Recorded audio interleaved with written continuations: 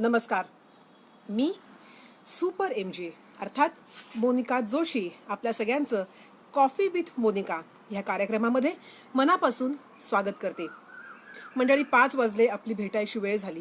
सगळ्यांनी पटापटा फेसबुक लाईव्हवरती यायचं आहे. महाराष्ट्र न्यूज 24 आणि रायगड माझा या फेसबुक पेजवरून रोज संध्याकाळी 5 वाजता आपण भेटत असतो माझ्याबरोबर अर्थात मोनिका जोशी.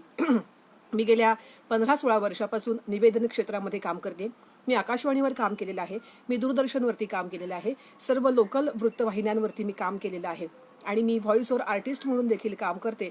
वेगवेगळ्या डॉक्युमेंटरीजचं वगैरे मी व्हॉइस ओव्हर करत असते, त्याला बॅकग्राऊंड व्हॉइस देत असते. ह्याचबरोबर मी अनेक क्षेत्रांमध्ये काम केलेलं आहे. सामाजिक, सांस्कृतिक, राजकीय, साहित्यिक ह्या सगळ्या क्षेत्रांमध्ये मी काम केलेलं आहे.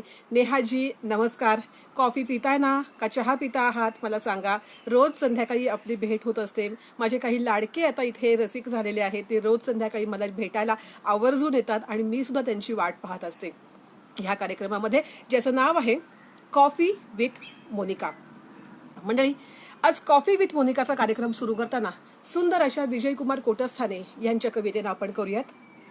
इंद्रधनुचे सप्तरंग हे, इंद्रधनुचे सप्तरंग हे पंचरंग ही माझे, इंद्रधनुचे सप्तरंग हे पंचरंग ही माझे, काव्य गायनी कथा वादनी अभिनय ही साजे. इंद्रधनुचे सप्तरंग हे पंचरंग ही माझे, काव्य गायनी कथा वादनी अभिनय ही साजे.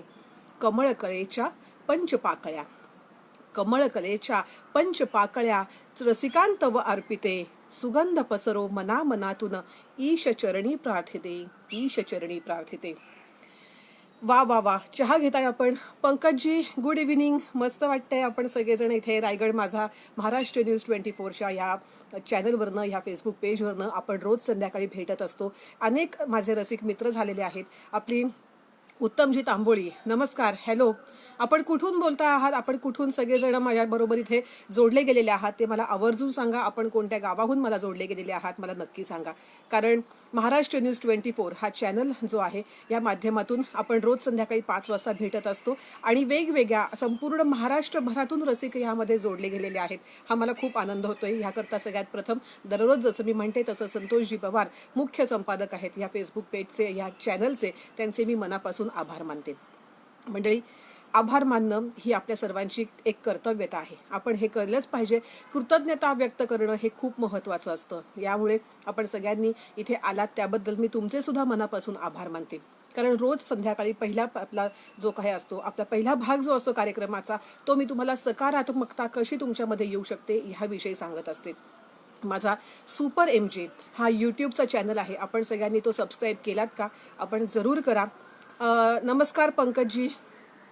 अरे वा, तुम्ही अच्छा कर्जतवरून बोलता आहात. गुड इव्हिनिंग उत्तमजी. आपण कुठून बोलता आहात? हे सगळे आमचे रोजचे रसिक आहेत, रोज आमच्याबरोबर जोडलेले असतात. हे असे काही ओळखीचे चेहरे बघितले की छान वाटतं. कायम जसं मी तुम्हाला म्हणते की आपण एका कुटुंबासारखे इथे आहोत. आपण नेरळवरनं बोलताय. अरे वा, मस्त. आपण नेरळवरनं जोडले गेलेले आहात माझ्याशी. मस्त वाटतंय. कारण हे सगळं आपलं कुटुंब आहे. या कुटुंबामध्ये आपण सगळेजण रोज संध्याकाळी एखाद्या ठराविक वेळेला भेटतो आणि एकमेकांशी गप्पा मारतो. तुम्ही मला इथे सांगत असतात तुम्ही कुठून आहात, मी कुठून आहे, हे तुम्हाला सांगताना किंवा माझं सगळं जे मी मनोरंजनाकरता आपल्या इथे बसलेली आहे त्याकरता तुम्ही रोज मला भेटायला येता, ह्याकरता मी मनापासून तुमची आभारी आहे. मी तुम्हाला रोज सातत्यानं सकारात्मक गोष्टी सांगत आलेली आहे. आपण ह्या गोष्टी करता का? मला हे सुद्धा तुम्ही सांगितलं तर खूप आनंद होईल. कारण मी तुम्हाला आत्तापर्यंत आपण जे काही ह्या कॉफी विथ मोनिका या कार्यक्रमामध्ये भेटलेले आहोत तेव्हा मी तुम्हाला छोट्या छोट्या अशा अनेक गोष्टी सांगितलेल्या आहेत. सकारात्मक आपण कसं राहायचं, सकारात्मकता कशी आपल्यामध्ये यायला पाहिजे, आपण आनंदी कसं राहायचं, ह्याविषयी मी तुम्हाला वेगवेगळ्या गोष्टी सांगितलेल्या आहेत. आपण त्या करता का हे सुद्धा तुम्ही मला सांगा. संजयजी हॅलो, हाय. आपण कुठून माझ्याबरोबर जोडलेले आहात ते पण मला सांगा, मला नक्की आवडेल. कारण कसं आहे, रोज वेगवेगळ्या गोष्टी घेऊन मी आपल्याकडे येत असते. आज मी तुमच्याबरोबर बोलणार आहे ते म्हणजे एका आपल्या अत्यंत आवडत्या आणि लाडक्या विषयावरती. तो विषय कोणता असेल? तुमचा काही अंदाज आहे की आपल्या सगळ्यांच्या रोजच्या आयुष्यामध्ये निगडीत असलेला आणि ज्या विना आपल्याला काही गोष्टी अपूर्ण आहेत असं वाटतं, असा कुठला विषय आपल्याबरोबर आहे हा आपल्याला माहिती आहे का? हरकत नाही, मी सांगते. तो म्हणजे चित्रपट. चित्रपटांविषयी आज मी थोडंसं बोलणार आहे. अरे किरणजी नमस्कार, गुड इव्हिनिंग. आपण रोज संध्याकाळी येत असता, खूप छान वाटतं, खूप बरं वाटतं. आज मी चित्रपटाविषयी बोलणार आहे. आपल्या सगळ्यांना माहिती असेलच की हिंदी चित्रपटसृष्टी आणि मराठी चित्रपटसृष्टीला नुकतीच 100 वर्ष पूर्ण होऊन गेलेली आहेत. ह्या चित्रपटसृष्टीने अच्छा किरणजी, आपण पुण्यावरून बोलताय, अरे वा, धन्यवाद, मस्त वाटलं. खरं तर मी सुद्धा पुण्यावरूनच बोलते आहे. पुण्याचे अनेक रसिक आहेत, मुंबईचे अनेक रसिक आहेत, त्यामुळे छान वाटतं आहे, खूप बरं वाटतं आहे. कर्जतचे आहेत, रायगड जिल्ह्यातून बरीच मंडळी आपल्याबरोबर जोडली गेलेली असतात. खूप छान वाटतंय आपल्या सगळ्यांना भेटून. मी इथे सांगते, आजचा विषय घेतलेला आहे तो म्हणजे हिंदी चित्रपटसृष्टीचा. हिंदी चित्रपटसृष्टीने आणि मराठी चित्रपटसृष्टीने आपल्या आयुष्यावरती खूप परिणाम केलेला आहे. मग तो काही प्रमाणामध्ये चांगला असतो, काही प्रमाणामध्ये घातक असतो. पण मंडळी, चित्रपट हा आपल्या आयुष्यातला खरोखर अविभाज्य घटक आहे. कारण बऱ्याचशा गोष्टी अशा असतात की ज्या आपण चित्रपटामधून घेत असतो. आपल्याला चित्रपट सक्षम बनवत असतो. चित्रपट समाजाचा आरसा असतो असं म्हणतात, त्यामध्ये अजिबात काही खोटं नाहीये. नक्कीच चित्रपट हा समाजाचा आरसा असतो, कारण जे वेगवेगळे विषय या चित्रपटांमधून आपल्यासमोर मांडलेले असतात ते विषय काहीसे आपल्या दैनंदिन जीवनाशी निगडीत असतात. मला आठवतंय या काही आता 100 वर्ष होऊन सुद्धा मला वाटतं ह्या गोष्टीला जवळजवळ 7-8 वर्ष उलटून गेलेली आहेत. त्यामुळे जवळजवळ 110 वर्ष पूर्ण करत आहे आपल्याला चित्रपटसृष्टी. यामध्ये अनेक कलाकार असे होते की ज्यांनी आपल्या मनावरती अधिराज्य गाजवलेलं आहे. मराठी चित्रपटसृष्टीमध्ये तर आहेतच अनेक. राजेंद्रजी नमस्कार, आपण नेरळवरनं बोलता आहात. संजयजी नमस्कार, आपण अच्छा जिल्हा अहमदनगरवरनं आपण बोलत आहात. अशोकजी मोरे नमस्कार, आपण गुरगाव नगरमधनं. मौबर गाव, अरे वा, हे वेगळंच गाव आहे. मला आज मी प्रथम ह्या गावाचं नाव ऐकलंय, पण खूप छान वाटलं संजयजी की आपण ह्या गावावरून आमच्याबरोबर जोडले गेलेले आहात. अशोकजी नमस्कार, आपण कुठून बोलताय मला सांगा. मी आज बोलते आहे ते म्हणजे चित्रपट ह्या विषयावरती आणि चित्रपटामधले कलाकार ह्या विषयांवरती मी आज बोलणार आहे. चित्रपटातले कलाकार, आज मला सांगा तुमच्या आवडीचे कोण कोण कलाकार आहेत हे सुद्धा तुम्ही मला सांगायला हरकत नाही. अशोकजी सांगा, तुम्ही तुमच्या आवडीचा एखादा कलाकार सांगा. मग तो एखादा हिरो असेल किंवा एखादी हिरोईन असेल. पण बऱ्याच मोठ्या जनसमाजावरती ज्यांनी मनाला भुरळ घातली आहे ते म्हणजे अमिताभ बच्चन, बॉलिवूडमधले बिग बी ज्यांना आपण म्हणतो असे. प्रत्येकाच्या आयुष्यामध्ये चढ उतार येत असतात. जसं सध्याचा काळ आपल्याला थोडासा तणावग्रस्त आहे, परंतु हा काळ आता आपण उलटून चाललो आहोत. आपण एका चांगल्या दिशेने चाललेले आहोत. निसर्ग आपल्या परीनं त्याचं काम करतो आहे. आपण निसर्गातल्या गोष्टी जवळून अनुभवत आहोत आणि हा तणावाचा काळ असेल, संकटाचा काळ असेल, ह्या सगळ्यावरती आपण मात करत आहोत. आणि नक्की मला सांगायला इथे आवडेल की प्रत्येकाच्या आयुष्यामध्ये असा तणावाचा काळ किंवा थोडासा करिअरचा टप्पा असा एखादा असतो की ज्यामध्ये थोडासा त्याला असं वाटतं की आता आपण नक्की काय करायचंय हे पुढे समजत नाही. कधी कधी आपल्याला आपण काय करायचंय, कुठे जायचंय हे कधी कधी समजत नाही. अशीच वेळ अमिताभजींवरती सुद्धा आली होती. त्यांना आयुष्यामध्ये त्यांच्या करिअरच्या टप्प्यामध्ये उंच असल्यामुळे नाकारलं गेलं होतं. संजय तांबे नमस्कार नमस्कार. अरे वा, पंकजजी आपल्याला सलमान खान आवडतो, मस्त. भाईजान म्हणतात ह्याला सलमान खानला, ते काही खोटं नाहीये, कारण सलमान खान दिलदार मनाचा आहे असं आपण ऐकलेलंच आहे. ह्या निमित्ताने रमजानचा महिना चाललेला आहे. भाईजान आणि सगळ्या आपल्या कलाकारांना आपण रमजानच्या सुद्धा खूप खूप शुभेच्छा देऊयात, कारण हे सर्व कलाकार आपल्या मनावरती अधिराज्य गाजवत असतात. सूरज पवार आपल्याला संजय नार्वेकर यांच्याबद्दल बोलत होता. संजय नार्वेकर, करेक्ट, संजय नार्वेकर हा सुद्धा मराठीमधला एक उत्तम कलाकार आहे. अरे वा, कंगना रणावत ही खरोखर संजयची एक प्रतिभावान कलाकार आहे. नुकताच तिचा मनकर्णिका येऊन गेलेला आहे, त्यामध्ये तिने अप्रतिम काम केलेलं आहे. झाशीची राणी तिने ज्या प्रकारे उभी केली आहे त्याला खरंच तोड नाही. खूप छान काम केले आहे आणि वेगवेगळ्या चित्रपटांमध्ये वेगवेगळे विषय घेऊन तिने काम केलेलं आहे. म्हणजे ती दोन टोकाची काम करते. एकीकडे मनकर्णिकेमध्ये काम करत असेल तर दुसरीकडे तिने जजमेंटल हे क्या या अशा अत्यंत विचित्र अशा चित्रपटामध्ये सुद्धा तिने काम केलेलं आहे. त्यामुळे प्रत्येकाच्या आयुष्यामध्ये येतो. अरे अशोक सराफ मामा, अत्यंत दिलदार माणूस आहे अशोक सराफ. किती सुंदर त्यांची कामं तर आहेत, अप्रतिम. आणि मला असं वाटतंय की 90च्या दशकामध्ये जी जोडी नेहाजी जयश्रीताई, त्यांच्याबद्दल काय बोलायचं, पण मला असं आवर्जून इथं सांगायचं आहे संजयजी की 90च्या दशकामध्ये ही तिघांची जी एक त्रिकूट असं जमलेलं होतं ते म्हणजे लक्षा, अशोक मामा आणि महेश आपले काय नाव त्यांचं सांगा बरं, मला त्यांचं आडनाव, महेशचं आडनाव आठवत नाहीये. तिसरी त्यांची जे दिग्दर्शक म्हणून काम केले आहे, किंवा सचिन पिळगावकर असतील, लक्षा असेल आणि अशोक मामा, ह्या तिघांचं त्रिकूट असं जोडलेलं होतं. आणि दिग्दर्शक म्हणून महेशनी त्यांच्याबरोबर काम केलेलं होतं. महेश कोठारे, माफ करा, महेश कोठारेंचं नाव इथे मला आत्ता आठवत नव्हतं. महेश कोठारे यांच्याबरोबर त्यांनी काम केलेलं आहे. अतिशय सुंदर चित्रपट त्यांनी 90च्या दशकामध्ये दिलेले आहेत. आणि त्यामधला एक अत्यंत आवडता एक चित्रपट आहे अशी ही बनवा बनवी. अप्रतिम पिक्चर आहे, अप्रतिम. आजच्या काळामध्ये सुद्धा त्यातले विनोद आपण बघायला गेलो तर प्रत्येकाचं काम इतकं सुंदर झालं आहे. त्यांची एकूण जी त्यांची बॉडी लँग्वेज आपण जे म्हणतो की त्यामधून त्यांचे विनोद निर्माण व्हायचे, कुठल्याही प्रकारचं त्यामध्ये अश्लीलता नव्हती, हे आवर्जून मला सांगावं असं वाटते. परंतु लक्षाचं काम, लक्ष्मीकांत बेर्डे हा खरोखर मराठी चित्रपटसृष्टीला, येस पंकजजी धन्यवाद, महेश कोठारे त्यांचं नाव मला आत्ता आठवलं, बरोबर आहे. त्यांच्याबरोबर लक्ष्मीकांत बेर्डे हा होता एक अत्यंत एक अतुलनीय हिरा आपण ज्याला म्हणू शकतो ना, अशी कामं लक्ष्मीकांत बेर्डे यांनी केलेली आहेत. संजय मांजरेकर हे सुद्धा एक अवली व्यक्तिमत्व आहे. दिग्दर्शक म्हणून आहेतच, परंतु त्यांनी अभिनय क्षेत्रामध्ये सुद्धा खूप छान कामं केलेली आहेत. पण तरी देखील मला अशोक सराफ, लक्ष्मीकांत बेर्डे, सचिन ह्यांची जोडी फार आवडायची.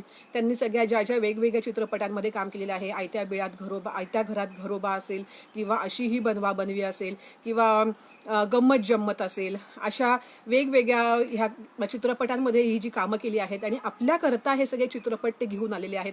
ही खरोखर म्हणजे हे आज आता मी असं एक ह्या निमित्ताने अशी सुचवू इच्छिते, ते म्हणजे की आपण सगळेजण घरी बसलेले आहोत, आपल्याला तसा दुपारी थोडासा निवांत वेळ असतो, सगळी कामं उरकलेली असतात, त्यावेळेस अक्षरशः या लोकांचे चित्रपट आपण शोधून काढून ते बघायला हरकत नाहीये. कारण अशाच चित्रपटांनी वातावरण हलकं फुलकं राहायला मदत होते, सगळा तणाव हलका फुलका व्हायला मदत होते, आणि कुटुंबामधलं एकूण वातावरण सगळ्यांनी एकत्र बसून बघावेत असे त्यांचे चित्रपट आहेत. त्यामुळे खरोखर ह्या म्हणून मी म्हणलं ना की ही चित्रपटसृष्टी जी आहे ही आपल्या आयुष्यावरती खूप परिणाम करते, हे आपल्याला ह्या निमित्ताने दिसतं.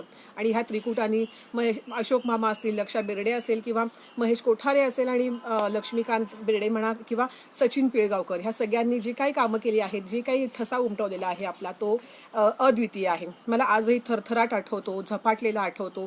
किती सुंदर चित्रपट होते. त्यातला कवट्या महाकाळ असेल, किंवा तात्या विंचू असेल, हे इतके सुंदर म्हणजे आज जवळजवळ 25 वर्षांनी सुद्धा आपल्या मनामध्ये ह्या सगळ्या गोष्टी आपल्या मनामध्ये बसलेल्या आहेत. मग त्यातला हे सगळे त्यांनी एक खलनायक म्हणून त्यांनी हे उभं केलेलं होतं, परंतु थरथराट मधला टकलू हैवान असेल, या सगळ्या गोष्टी आजही आपल्याला आठवतात. आजही लहान मुलांना दाखवायला गेलो तर आज तांत्रिक गोष्टींमुळे लहान मुलं वेगळ्या दृष्टीने त्याच्यावरती हसतात, परंतु त्या काळामध्ये आपण हे सगळ्या गोष्टी बघितलेल्या आहेत. लहान असताना ह्या गोष्टी आपण अनुभवलेल्या आहेत. मला आठवतं की तो तात्या विंचू आणि तो जो तो बाहुला जो होता, मी तो चित्रपट झपाटलेला जेव्हा बघितला, त्या दिवशी रात्री माझी आई मला सांगते की तू जोरात किंचाळलेली होतीस, की तात्या विंचू आला, लांब हो करून किंचाळली होतीस. मला हा किस्सा अजून आठवतो की तात्या विंचूला मी खूप घाबरलेली होते. त्यामुळे ह्या अशा गोष्टी असतात, ह्यानी खूप आनंद मिळतो. ह्या मी तुमच्याबरोबर आज सांगायचा मुद्दा अशासाठी की आपण आयुष्यामध्ये चांगल्या गोष्टी आठवल्या पाहिजेत. चांगला काळ जो आपण व्यतीत केलेला आहे तो आपण आठवायला पाहिजे. त्यामुळे अजूनही मला सांगू शकता तुमचे आवडते कलाकार कोण आहेत, आपण त्यांच्याविषयी चर्चा करूयात. तुम्ही सगळे आज माझे इथे रसिक कलाकार इथे जोडले गेलेले आहेत. मला खूप छान वाटतं आहे, कारण ह्याच करता आपण हा कॉफी विथ मोनिका हा कार्यक्रम चालू केलेला आहे. आज मला खूप छान वाटते की आपण माझ्याशी गप्पा मारत आहात, आपण माझ्याशी बरोबर बोलतात. कारण तुम्ही माझ्याशी बोलल्याशिवाय, तुम्ही सांगितल्याशिवाय मला कळणार कसं की तुम्हाला काय आवडते किंवा काय नाही. तर मंडळी, जसं अमिताभ बच्चन यांनी एक अधिराज्य केलं रसिकांच्या मनावरती, तसाच अजून एक कलाकार होता, तो म्हणजे राजेश खन्ना. हिंदी चित्रपटसृष्टीमधला पहिला सुपरस्टार, हे बिरुद मिरवणारे राजेश खन्ना. हे जे काका म्हणायचे त्यांना, पण राजेश खन्ना आणि किशोर कुमार ह्या दोन्ही जोडी ही त्यांची जी होती ना, त्यांनी एक अजरामर अशा गोष्टी केलेल्या आहेत. म्हणजे जी गाणी राजेश खन्ना यांच्यावरती चित्रित झाली होती, त्या सर्व गाण्यांना जवळजवळ मला असं वाटतं 90% गाण्यांना किशोरदांचा आवाज होता. किशोरदा हे व्हर्सटाईल आर्टिस्ट होते, त्यांच्यामध्ये अनेक गुण होते.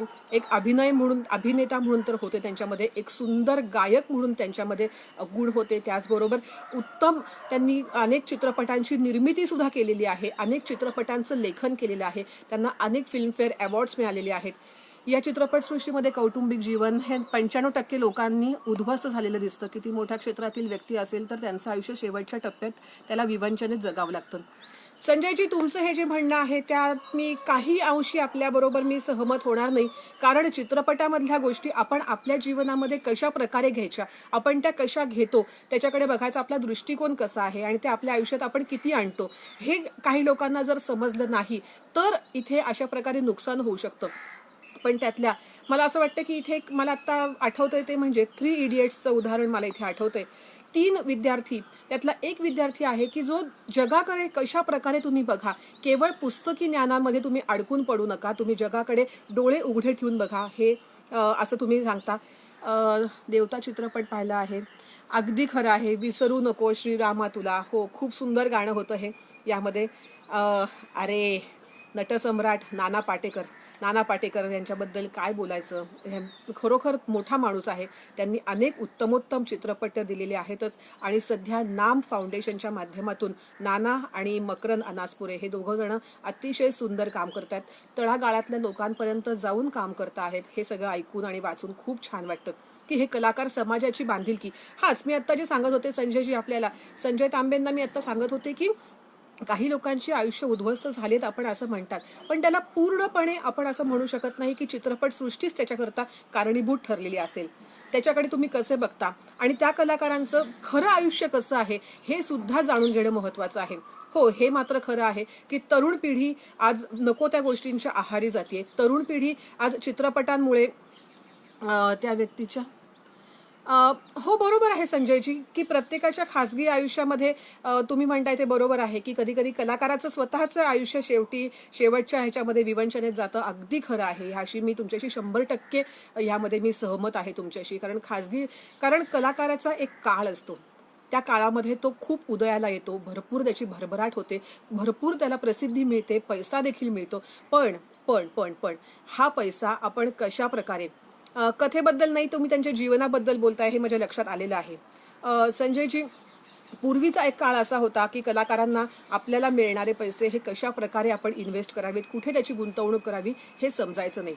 पण आताचे सध्याची जी युवा पिढी ह्या क्षेत्रामध्ये आहे ती नक्कीच असं मला वाटते की प्रत्येकाचे काहीतरी समांतर असे व्यवसाय सुरू आहेत, पॅरलल बिझनेस आपण ज्याला म्हणतो असे सुरू आहेत. प्रत्येकाने पैसा हा कुठेतरी चांगल्या गोष्टींमध्ये गुंतवलेला आहे. मग कोणाचं हॉटेल असेल, मग कोणाचं बुटीक असेल, कोणाची वेगवेगळ्या प्रकारच्या काही स्पेशल सर्व्हिसेस देणाऱ्या गोष्टी असतील, ह्या अशा वेगवेगळ्या गोष्टींमध्ये गुंतवणूक केल्यामुळे त्यामध्ये आता हे कलाकार अशा शेवटच्या जीवनाच्या टप्प्यामध्ये विवंचनेत त्यांचं जगणं जाणार नाही किंवा आयुष्य जाणार नाही याची काळजी घेताना आपल्याला दिसतात.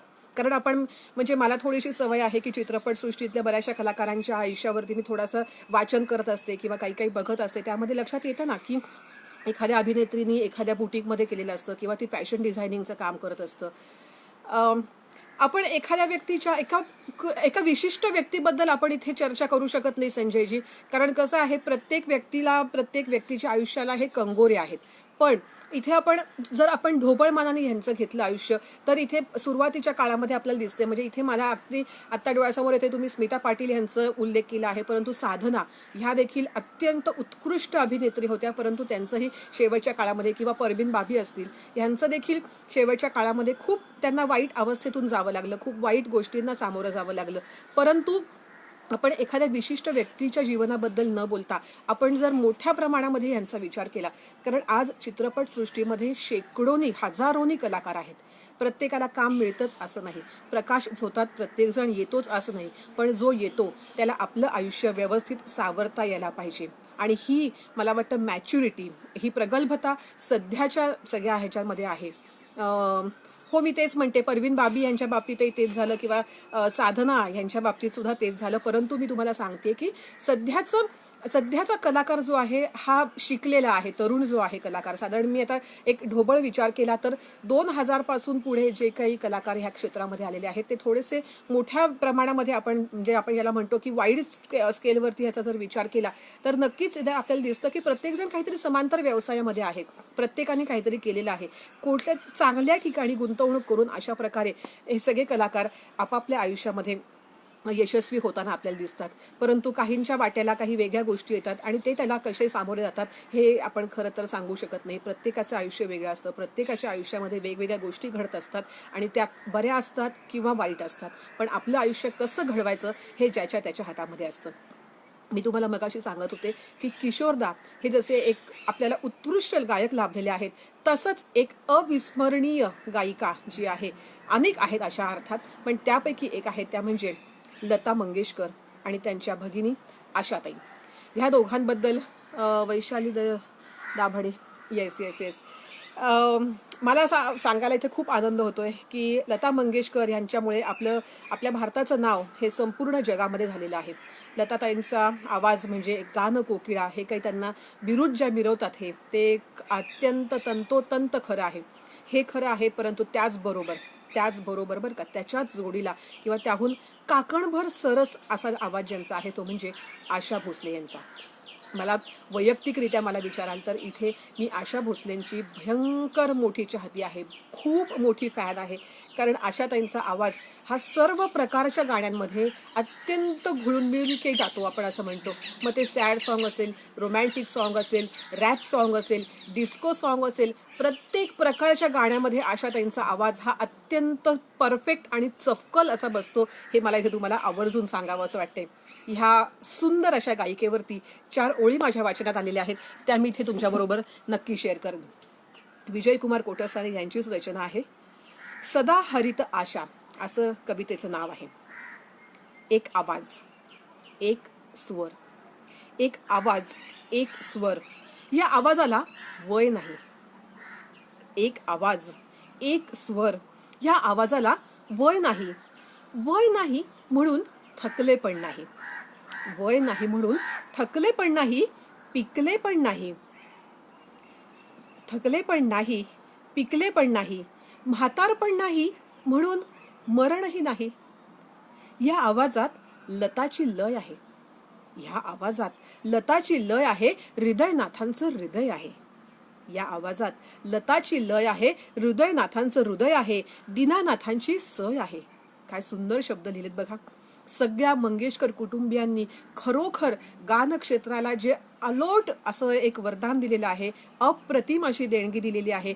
त्यातला प्रत्येक सदस्य घेतला तर एक प्रचंड मोठ्या प्रमाणात त्यांनी काम केलेलं आहे. त्यामुळे इथे कवी म्हणतायत, या आवाजात लताची लय आहे, हृदयनाथांचं हृदय आहे, दीनानाथांची सय आहे. उषाची पहाट आहे, मीनाची सळसळ आहे. किती सुंदर म्हणतायत बघा. उषाची पहाट आहे, मीनाची सळसळ आहे. राहुलचा पंचम लाभलेला आवाज 70 नंतरही रंगीला आहे. आशा नाद ब्रह्माचा विश्वव्यापी सच्चा स्वर आहे. आशा नाद ब्रह्माचा विश्वव्यापी सच्चा स्वर आहे. स्वर हाच ईश्वर आहे. स्वर हाच ईश्वर आहे. अनंतात अनंत काळ घुमणारा, अनंतात अनंत काळ घुमणारा, अनंत रंगांनी रंगणारा, रंगवणारा. अतिशय सुंदर अशी ही कविता आहे, माझी खूप आवडीची आहे. विजयकुमार कोटस्थाने हे अत्यंत सुंदर एकपात्री कलाकार आहेत आणि कवी आहेत. माझ्या अतिशय जवळचे ओळखीचे माझे स्नेही आहेत ते. त्यांची ही कविता अत्यंत सुंदर. संजयजी धन्यवाद आपण जे म्हणताय, पण थोडाफार अभ्यास मी करत असते. सर्व क्षेत्रांमध्ये आम्हा कलाकारांना अभ्यास करावा लागतो. त्या मानाने इथे मला खूप छान वाटतंय. आपल्यासारखे रसिक समोर असतात, आपणही समोर जाणकार रसिक आहात, म्हणून आपल्याशी बोलायला, आपल्याबरोबर 4 गोष्टी शेअर करायला मला खूप आवडते. कॉफी विथ मोनिका हा कार्यक्रम असाच दररोज रंगत असतो आणि ह्या रंगणाऱ्या कार्यक्रमामध्ये दररोज मी काहीतरी वेगवेगळे विषय घेऊन येत असते. आजचा हा विषय आपल्या सर्वांच्या आवडीचा, जवळचा असा हा विषय मी आपल्यासमोर मांडते आहे, तो म्हणजे चित्रपट सृष्टीमधला. चित्रपट सृष्टीमध्ये आपल्याला बघितले तर अनेक कलाकार आपल्याला दिले आहेत. जसे मी मगाशी 1-2 उल्लेख केले, परंतु याहूनही कित्येक दिग्गज कलाकार आपल्याला मिळालेले आहेत आजच्या क्षेत्रात. म्हणजे मगाशी जो आपला विषय चाललेला होता संजयजी, की सध्याचा कलाकार हा काय करतो आणि तरुणाईवरती त्याचा कशा प्रकारे परिणाम होतो याविषयी मी जर थोडंसं एक काही भाष्य करायचं म्हणलं तर सध्याचा तरुण आपण वेगवेगळे विषय सध्याच्या चित्रपटांमधनं मांडताना आपल्याला दिसत असेल. मग ते लव्ह ट्रायंगल असेल किंवा लिव्ह इन रिलेशनशिपचा जो विषय असेल, असे वेगवेगळे विषय, किंवा आजकाल आपण काही समलिंगी जोड्यांबद्दल सुद्धा आयुष्मान खुरानाने केलेलं आहे, किंवा ड्रीम गर्लमधून सध्या त्यांनी खूप छान काही विषय मांडलेला आहे की केवळ बायकांनाच भुलवलं का जातं, बायकांनाच कायम असा चर्चेचा विषय का केला जातो, हे सुद्धा बघितलेलं आहे. कारण घरामध्ये अशांतता असते, घरामध्ये त्यांना सॅटिस्फॅक्शन नसतं, घरामध्ये काहीतरी विचार वेगळे असतात, म्हणून आपल्याला बाहेर जायची गरज पडते. असे वेगवेगळे विषय मांडत आलेले आहेत. पूर्वीच्या काळामध्ये सुद्धा भव्य दिव्य असे सेट असायचे, भव्य दिव्य अशा सगळ्या गाड्या घोड्या दिसायला खूप छान. मला असं वाटतं, मी ज्या वेळेला माझ्या काही मित्रमंडळींबरोबर चर्चा करते की अरे असं का दाखवतात पूर्वीच्या चित्रपटांमध्ये, काहीतरी असं वेगळं का दाखवतात, तर त्यावरती त्यांनी मला सांगितलं, मोनिका हा विषय असा आहे की माणसाला आपल्याजवळ जे असतं त्यापेक्षा काहीतरी भन्नाट, काहीतरी भारी असं बघायचं असतं. म्हणजे माणूस, आपण जर इथे सर्वसामान्य माणसं जर टू रूम किचनमध्येच आपण जर राहत असू, नेहाजी धन्यवाद, कविता खूप छान होती, मी कोटस्थाने सरांना नक्की सांगेन. आपण जर 2 BHK मध्ये राहत असू, आपण 4 खोल्यांमध्ये राहत असू, तर समोरची व्यक्ती ही भव्य दिव्य अशा मोठ्या बंगल्यामध्ये राहते, लांबच्या लांब अशा गाड्या वापरते, हे बघून समोरच्याला नक्की छान वाटतं. कारण आपल्या आजूबाजूलाच असलेले विषय जर आपण सातत्याने त्यामध्ये मांडत आलो तर माणूस थोडासा खच्ची होतो. माणूस काहीतरी चांगलं बघायचं असतं, आपल्यापेक्षा काहीतरी मोठं बघायचं असतं. त्यामुळे ह्या गोष्टी दाखवण्याचा हा चित्रपटवाल्यांचा प्रयत्न असतो, असं त्यांनी मला सांगितलं. आणि काही प्रमाणामध्ये ते मला पटलं की जर मी आज इथे राहतेय, माझ्या आजूबाजूला दुःख आहे, माझ्या आजूबाजूला काहीतरी चिंता विवंचना आहेत, तर तेच मला समोर बघायला का आवडेल, तेच बघायला मी समोर कशासाठी जाऊ, ह्या सुद्धा सगळ्या विषय आहेत. अजून एक विषय मांडायचा म्हणजे सध्या एकूण ऐतिहासिक चित्रपटांची लाट आलेली आहे. त्यामध्ये आपल्याला आवर्जून बघण्यासारखे म्हणजे पानिपत हा एक चांगला चित्रपट आहे. मनकर्णिकेचा मगाशी आपण उल्लेख केला होता, तो झाशीच्या राणीवरती उत्तम कालेला आहे. त्याचबरोबर तानाजी, आपल्या महाराष्ट्राची आन बान आणि शान ज्या महाराजांमुळे राहिली ते म्हणजे छत्रपती शिवरायांमुळे. आणि त्या छत्रपती शिवरायांचे हे मावळे, एक एक मावळा म्हणजे एक एक हिरा होता. आणि ह्याच एक एक मावळ्याला अगदी तासून तासून शिवरायांनी असं काही तयार केलेलं होतं की कुठल्याही क्षणी राजांच्या नुसत्या हुंकाराबरोबर असे शेकडो मावळे आपलं जान देण्याकरता हजर असायचे. त्याचपैकी एक म्हणजे तानाजी मालुसरे. त्यांच्या जीवनपटावरती एक अतिशय सुंदर चित्रपट अजय देवगण घेऊन आलेला होता, तानाजी द अनसंग वॉरियर. ह्यामध्ये अतिशय सुंदररित्या काही गोष्टीत मला असं वाटतं की काही गोष्टी ह्या पटत नाहीत, थोड्याशा वेगळ्या प्रकारे दाखवतात, पण त्याला आपण ठीक आहे, त्याला आपण लिबर्टी घेतात चित्रपटवाले असं आपण म्हणू शकतो. बाजीराव मस्तानी हा चित्रपट आला होता, किंवा आपल्याला असे वेगवेगळे चित्रपट सध्या ऐतिहासिक चित्रपटांची ही जी काही लाट आलेली आहे त्यामधले सुद्धा हे चित्रपट बघण्यासारखे आहेत. सध्याचे सगळे कलाकार जीव ओतून काम करतात, त्याच्यामध्ये समरसून काम करतात, कुठल्याही गोष्टीमध्ये समरसून आवर्जून आणि सरमिसळून जर आपण काम केलं तर नक्कीच आपण त्या वातावरणामध्ये घुलमिल जातो असं मला वाटतं. जसं की ह्या कॉफी विथ मोनिका या कार्यक्रमाच्या निमित्ताने रायगड माझा आणि महाराष्ट्र न्यूज 24च्या माध्यमातून मी रोज तुमच्याबरोबर तुमच्याशी बोलायला, तुमच्या भेटीला येत असते. आणि ह्या सगळ्या गोष्टी तुमच्याबरोबर शेअर करताना मला खूप आवडतं, खूप छान वाटतं. आपण असेच रोज वेगवेगळे विषय घेऊन भेटत जाऊ. आजच्या करता मी इथेच थांबते. आपण माझ्याबरोबर आलात त्याकरता मी मोनिका जोशी आपल्या सगळ्यांची रजा घेते. Thank you, thank you, thank you.